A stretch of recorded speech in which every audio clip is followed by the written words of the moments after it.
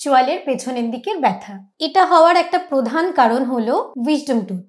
আক্কেল দাঁত হচ্ছে আমাদের উপরের পাটি আর নিচের পাটির একদম শেষ দুটো দাঁত, মানে 8 নম্বর দাঁত। এই প্রবলেমটা আমরা ফেস করি লেট টিনস থেকে আর্লি 20s এর মধ্যে। তো কি হয়, আমাদের তার আগে অবধি সমস্ত দাঁত উঠে যায়, তো মাড়ির একদম পেছনে জায়গা থাকে না এই আক্কেল দাঁতটা সম্পূর্ণ ইরাপ্ট হওয়ার জন্য। তো জায়গা কম থাকার জন্য কি হয়, পুরোটা উঠতে পারে না, নয়তো সামনের দাঁতের দিকে কিছুটা বেঁকে থাকে, গালের দিকে কিছুটা বেঁকে থাকে, এইভাবেও প্রবলেম অ্যারাইজ করে। কিন্তু জায়গা না থাকার জন্য কি হয়, ও মাড়িটাকে ক্রমাগত ঠেলে, ওখানে একটা ইনফেকশন গ্রো করে, একটা রেডনেস হয়, ওখানে একটা পাস ফর্ম হয়, সেখান থেকে পেশেন্টের বিভিন্ন রকম ডিসকমফোর্ট ফিল করে, খেতে প্রবলেম হয়। আর যেহেতু এইখানে প্রবলেমটা অ্যারাইজ করে, অনেক সময় পেশেন্ট এসে বলে যে কানে ব্যথা হচ্ছে ম্যাম, বুঝতে পারছি না কেন বলছেন দাঁত থেকে ব্যথা হচ্ছে। তো তখন আমরা এক্স-রেজ বা আরভিজি এইগুলোর মাধ্যমে পেশেন্টকে বোঝাই যে প্রবলেমটা উইজডম টুথ থেকেই হচ্ছে।